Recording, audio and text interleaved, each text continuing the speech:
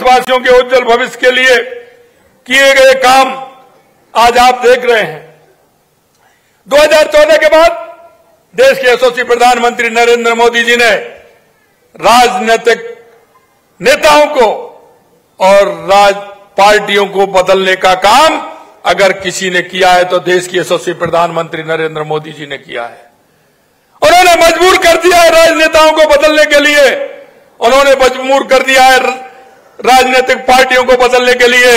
आप देखते थे 2014 से पहले, मैं आपको ले जाना चाहता हूं कि देश के अंदर कितने बड़े घोटाले होते थे, देश के अंदर कितना आतंकवाद था, देश के अंदर कितना नक्सलवाद था और देश के अंदर कितना तुष्टीकरण के आधार पर वो लोग चलते थे, देश को जाति पंथ होते थे, देश के अंदर कितना आतंकवाद था, देश के अंदर कितना नक्सलवाद था और देश के अंदर कितना तुष्टीकरण के आधार पर वो लोग चलते थे, देश को जाति पंथ और धर्म में बांटने का काम करते थे। मैं आपको विश्वास दिलाना चाहता हूं, देश के यशस्वी प्रधानमंत्री नरेंद्र मोदी जी के नेतृत्व में 2014 के बाद देश में परिवर्तन की लहर आई है। चाहे हम इसको जाति पंथ और धर्म में बांटने का काम करते थे, मैं आपको विश्वास दिलाना चाहता हूं, देश के यशस्वी प्रधानमंत्री नरेंद्र मोदी जी के नेतृत्व में 2014 के बाद देश में परिवर्तन की लहर आई है। चाहे हम गरीब कल्याण की योजनाओं को ले लें, चाहे हमारी विकास की योजनाओं को लें, चाहे देश के अंदर आतंकवाद और नक्सलवाद का खात्मा हो या दुनिया में बढ़ता हुआ भारत का गौरव हो, ये हम आपको अपने सामने दिख रहा है। मैं आपसे कहना चाहता हूं, देश के यशस्वी प्रधानमंत्री नरेंद्र मोदी जी ने जिस तरह का काम किया है, उन्होंने स्वामी विवेकानंद जी ने जो कहा था, निश्चित रूप से देश के यशस्वी प्रधानमंत्री नरेंद्र मोदी जी वो कर रहे हैं। स्वामी विवेकानंद जी ने 1893 में कहा था, 1893 में कहा था कि 21वीं सदी भारत की होगी और 21वीं सदी में भारत दुनिया का सिरमौर होगा। मित्रों, उस नरेंद्र से लेकर के इस नरेंद्र तक का परिवर्तन आप देख रहे हैं, जिस तरह से पूरे देश के अंदर परिवर्तन हुआ है। और इस परिवर्तन की झलक मैं आपको और देना चाहता हूं। इन दिनों मेरा, क्योंकि 9, 10, 11 का दिसंबर का राइजिंग राजस्थान है, बहुत बड़ी संख्या में हमारे प्रवासी राजस्थान, हमारे देश के उद्योगपति और हमारी दुनिया की जितनी भी कंपनी है वो 9, 10, 11 को जयपुर में आएंगी और राजस्थान में निवेश करेंगे। इसके तहत मुझे दक्षिण कोरिया, जापान जाने का मौका मिला। मैंने वहां के उद्योगपतियों से बात की, वहां के जनप्रतिनिधियों से भी मिला, लेकिन उनका जो जज्बा था, उनका जज्बा ये कहता था कि भारत दुनिया की शक्ति बनेगा। देश के यशस्वी प्रधानमंत्री नरेंद्र मोदी जी आपके एक मजबूत नेता हैं और दुनिया उनके पीछे चलना चाहती है, दुनिया के देश उनके पीछे चल रहे हैं।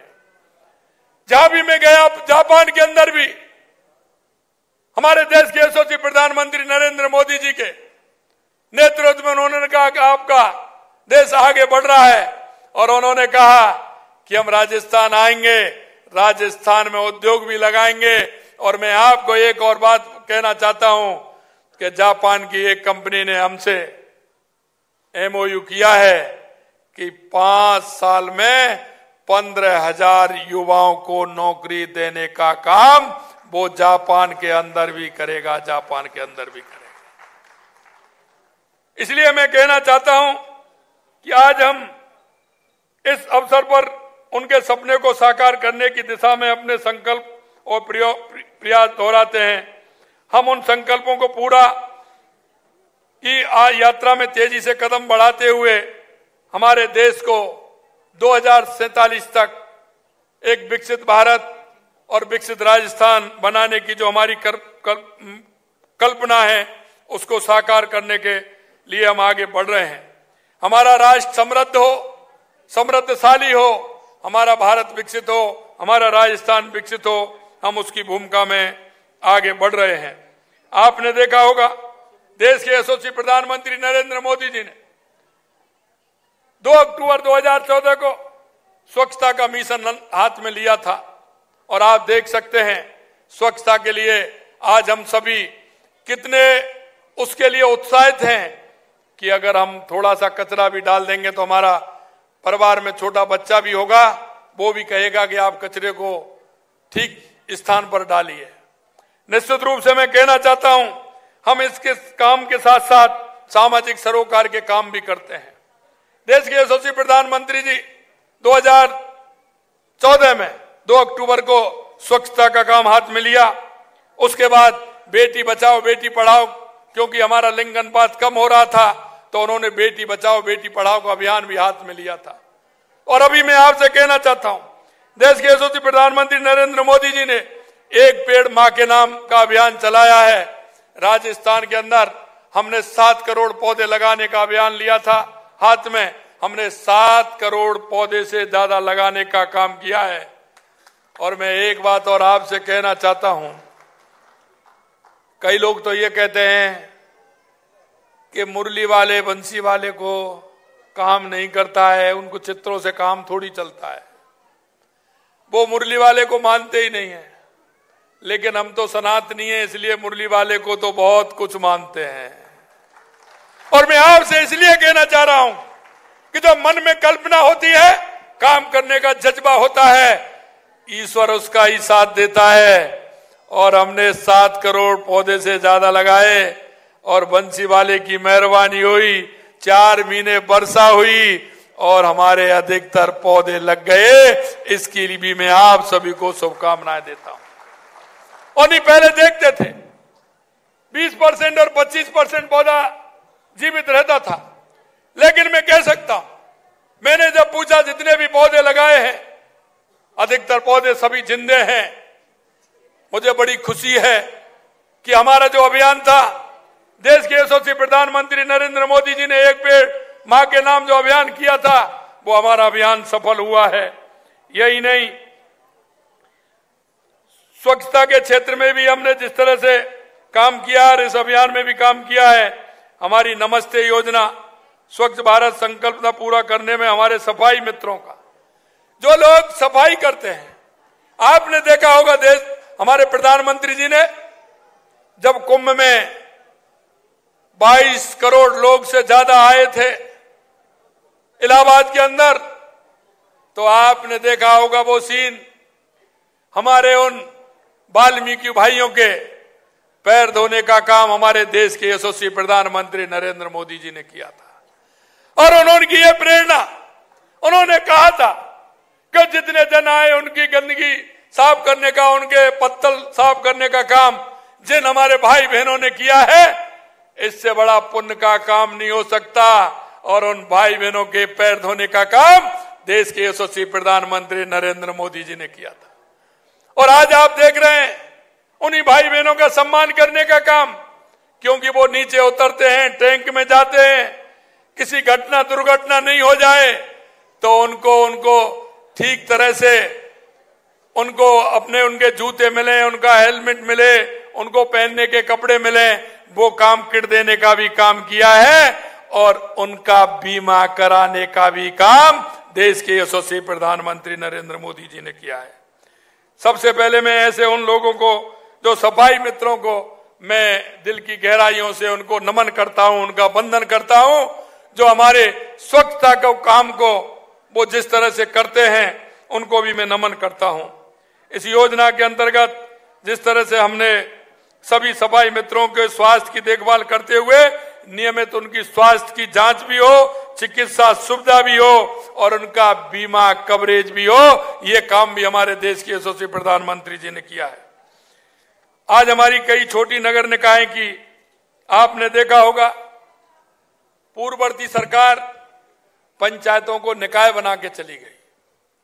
अब वो मेरे पास आते हैं कि साहब हमारी तो पंचायत ही ठीक थी, इसको पंचायत कर दीजिए। वो निकाय करके चले गए, पंचायत से जो अनुदान आता था वो भी बंद हो गया और उन्होंने कोई पैसा उनको अलॉटमेंट नहीं किया। अब वो ये कह रहे कि हमारे पास तो सफाई के लिए भी पैसा नहीं है, हमारे पास संसाधन के लिए भी पैसा नहीं है। हमने कहा आप चिंता मत करिए, ये व्यवस्था हम करेंगे। मैं आपको कहना चाहता हूं, ऐसी हमारी 86 नगर पालिकाओं को तत्काल आर्थिक संबल देने के लिए 50 करोड़ रुपए देने की व्यवस्था हमारी सरकार ने की है। रोजगार उत्सव का मैंने आपको बताया, 8,000 से अधिक युवाओं को सरकारी नौकरियों का अवसर मिला है। मैं उन सभी युवाओं के उज्जवल भविष्य की कामना करता हूं, उनको शुभकामनाएं देता हूं जिनको आज नियुक्ति पत्र मिला है। प्रदेश में युवाओं के हितों की हमारी प्रतिबद्धता स्पष्ट है। पूर्ववर्ती सरकार ने युवाओं के साथ जो अन्याय किया, उसके दोषी व्यक्तियों के भी खिलाफ हम कड़ी कार्रवाई कर रहे हैं। लेकिन स्थिति ये हो रही है कि 2 को पकड़ते हैं, 4 और आ जाते हैं। क्या स्थिति हो रही है? सरकार ने, पूर्ववर्ती सरकार ने किस तरह से काम किया था? मित्रों, मैं आपसे कहना चाहता हूं कि जिन्होंने हमारे युवाओं के सपने को तोड़ने का काम किया है, उन युवा भाई और बहनों के आंखों में आंसू लाने का काम किया है, मैं आपको विश्वास दिलाता हूं, उनको किसी भी कीमत पर नहीं बख्शा जाएगा, किसी भी कीमत पर नहीं बख्शा जाएगा। हमारे ये लोग कहते हैं अभी जांच प्रक्रिया चल रही है, चिंता मत करिए। विधानसभा में मेरे से कह रहे आपने अभी तो मछलियां पकड़ी हैं, ये मगरमच्छ को कब पकड़ोगे? अब आप धीरे धीरे देख रहे हो ना, मगरमच्छ की तरफ भी बढ़ रहे हैं। वो मगरमच्छ भी हाथ आ गए हैं, आगे भी मगरमच्छ अगर देखते चलना आप। मैं आपको यही कहना चाहता हूं, क्योंकि किसान की पीड़ा में जानता हूं, उस गरीब की पीड़ा में जानता हूं कि गरीब अपने बच्चे को, अपनी बच्ची को किस तरह से पढ़ाता है। वो रात के अंधेरे में किसी साहूकार के पास जाता है, रात के अंधेरे में पैसे लेकर के आता है, अपने बच्चे और बच्चियों को पढ़ाता है। ऐसे लोगों ने जो हमारे युवाओं को आंखों में आंसू लाने का काम किया है, उसको किसी प्रकार से छोड़ा नहीं जाएगा।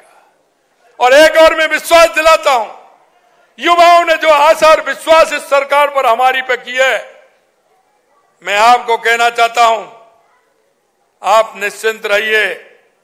आपकी मेहनत को लगातार बदस्तूर मेहनत करते रहिए। अभी वैकेंसी बहुत आने वाली है, आपके सपनों को चूर चूर नहीं होने देंगे। आपके सपनों को साकार करने का काम हमारी सरकार करेगी।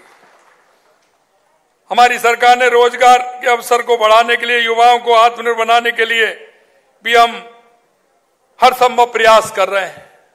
हमारा जो 9, 10, 11 को राइजिंग राजस्थान है, मैं आपको विश्वास दिलाता हूं भाई और बहनों, ये भी हमारा बहुत बड़ा काम है, क्योंकि हमने इसमें ऐसे राजस्थान के अंदर 10 औद्योगिक क्षेत्रों को चिन्हित किया है और हम उन औद्योगिक क्षेत्रों के माध्यम से, नई तकनीकी के माध्यम से, नए उद्योग के माध्यम से हमारे युवाओं को स्किल के माध्यम से उनको रोजगार उन्मुखी बनाने का काम भी हम करेंगे।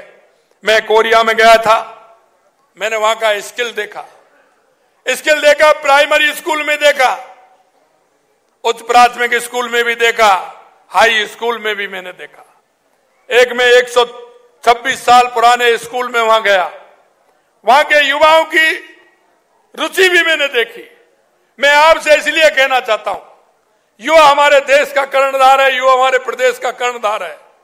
मैं आपसे यही कहना चाहता हूं, आपके मन में जो जिज्ञासा है, उन जिज्ञासाओं को समाधान करते हुए आप आगे बढ़ें, क्योंकि जिस युवा के मन में जिज्ञासा होती है, कर गुजरने की बात होती है।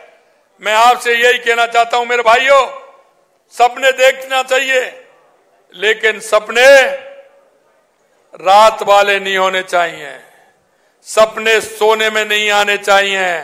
सपना वो सच होता है जो युवाओं को सोने नहीं देता है, युवाओं को सोने नहीं देता है।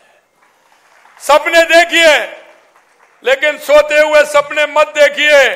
सपना वो देखिए जो आपको सपना सोने नहीं दे, दिन रात मेहनत की पराकाष्ठा हो। मैं आपको विश्वास दिलाना चाहता हूं, हमारी सरकार युवाओं के प्रति हमेशा कृतज्ञ संकल्प रही है और आगे भी रहेगी, और हम युवाओं के साथ पूर्ण रूप से युवा जो मेहनत करते हैं उनका साथ देते हुए हमारी सरकार काम करेगी।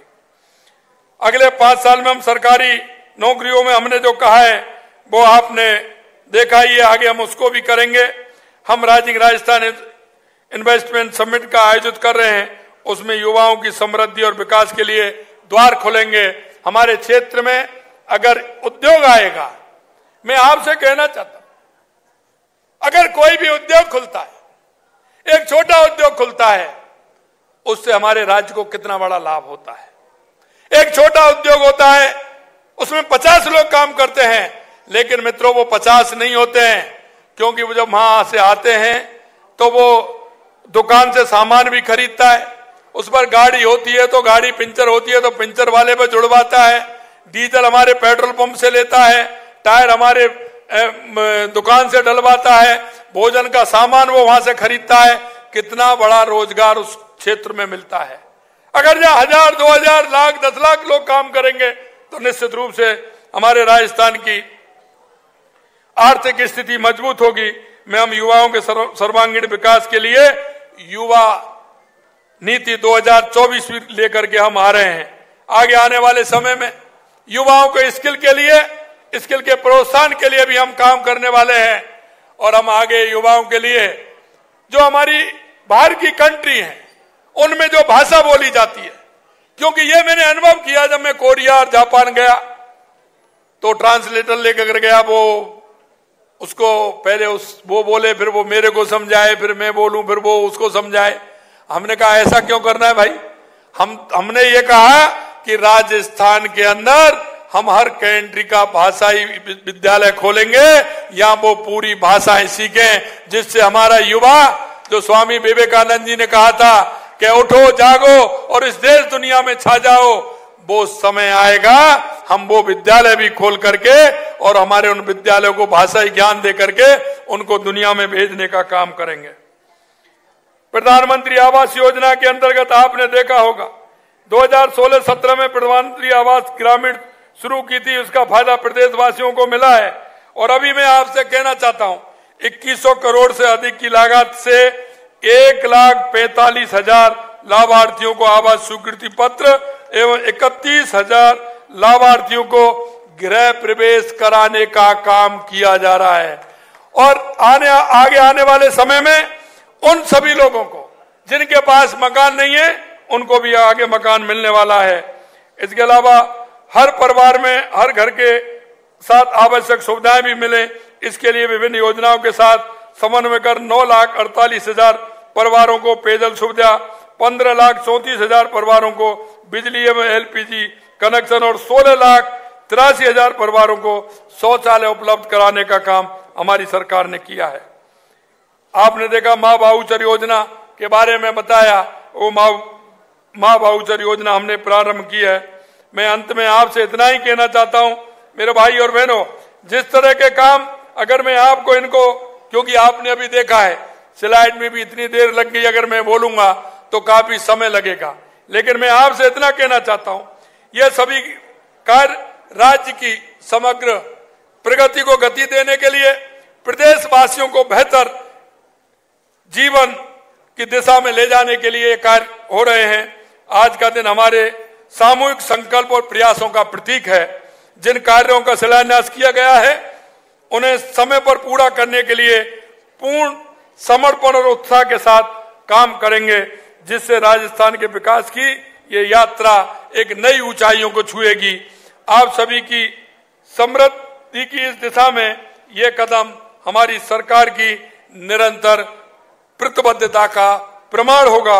आपके सपनों को साकार करने में हम हमेशा आपके साथ रहेंगे।